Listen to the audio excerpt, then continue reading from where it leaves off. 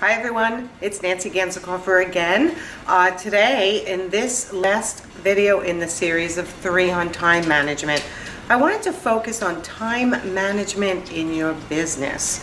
Now, the last 2 videos that I taped, of course it carries over to your business. But let's talk about now when you sit down at your desk at the beginning of your day. Do you automatically get sucked into everything you have to do? You start checking your emails, you start checking your phone. I'm going to suggest something.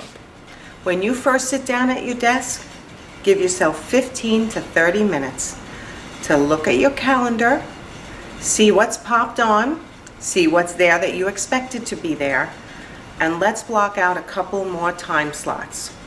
Time slots for the beginning of the day to set your goals for the day, time slots to think about your marketing and where you want to take your business and start to think about your goals.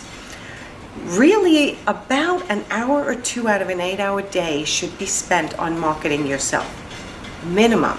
When you're busy, you should still find the time to work on your business, not just in your business. But let's try to get more specific because I want to be helpful to you guys.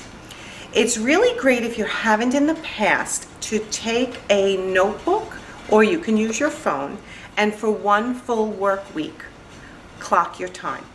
You can print something out off the internet. Whatever time you start work, you can do an 8 a.m.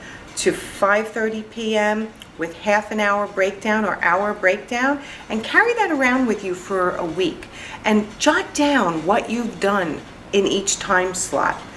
Because what that will do is at the end of the week, you're really going to be able to see, where do I spend my time? Once you do that, I think you're going to be able to find time slots and activities that you can sort of batch and do all together or get rid of completely, because you're looking at them and you're going, boy, that was unproductive. Okay, so here's some of what I mean. If you have activities and conversations with people throughout the day, which you absolutely should, because connections are currency. As a matter of fact, you should have a certain amount per day, which we'll get into in the future with some training videos. But they should have a start and an end time, at least planned out in your head. If you have a phone call to return about a minute or 2 before you're making that phone call, you should think, what do I want to accomplish in this phone call? And how long am I going to let it last? And when you get off the phone, you should analyze, did I accomplish what I needed to? When you start to really look at how productive your conversations are, I think it's really going to help many people get off on conversations during the work day that don't necessarily benefit the goal, okay? And I'm not saying never talk personal, because obviously personal conversation is part of growing your business. But you should try to keep it focused and concise, and realize that the longer you spend on that phone call, the less time you have for the other goals that you've set for the day. If you have employees, it's a good idea to say, block out a couple of time slots to say, this is my uninterrupted time. Please honor it. Write down your questions unless it's an emergency. It's kind of like what I used to tell my kids. Mommy's working, and unless the house is burning down or somebody's bleeding, don't come and get me. Maybe a little drastic, but I did say that because I knew I needed time slots to really concentrate, because that's really part of the problem when you work from home, and a lot of you are solopreneurs, where you work from home, is hard to not get distracted. You should at times take your cell phone, take the house phone, take the social media, and completely shut it off and go, this is my planning time, this is my marketing time, and I'm not going to let anything interrupt me.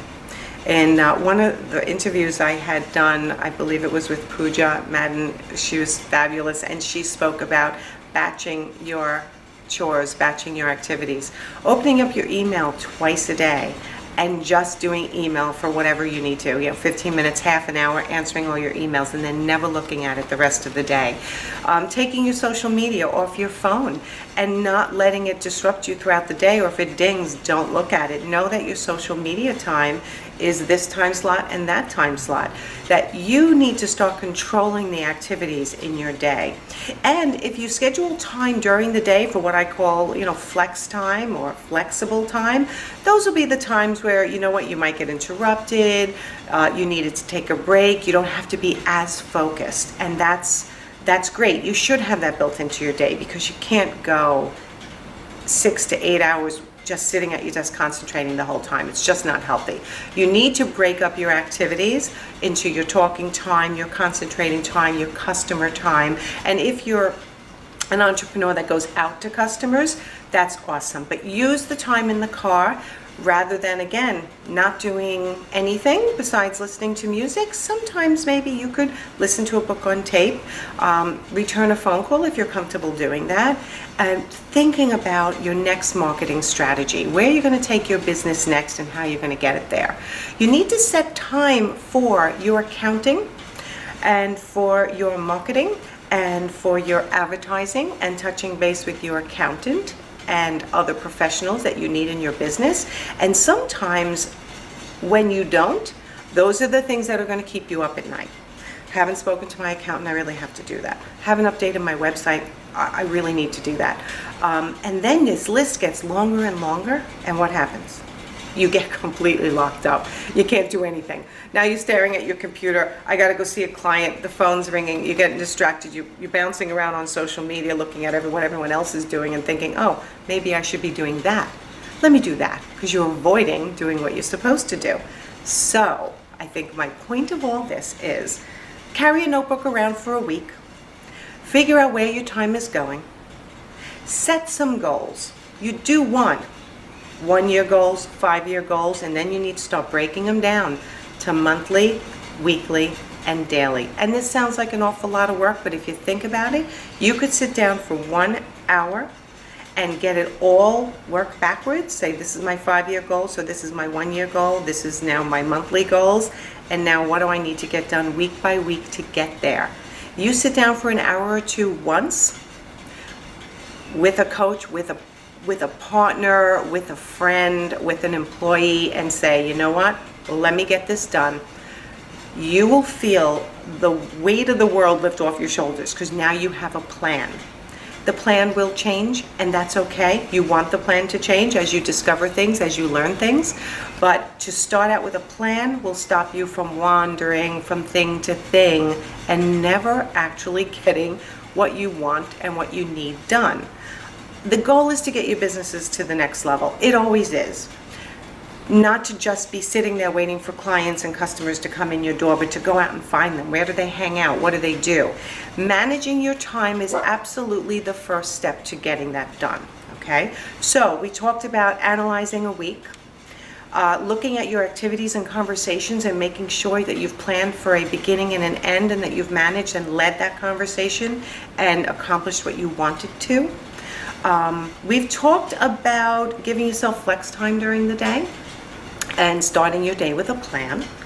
You also want to make sure that you practice putting down the social media, putting down your phone, and focusing and having concentration time every day. And then the last thing you have to realize is that you definitely need at least 20% of your time going to your marketing efforts.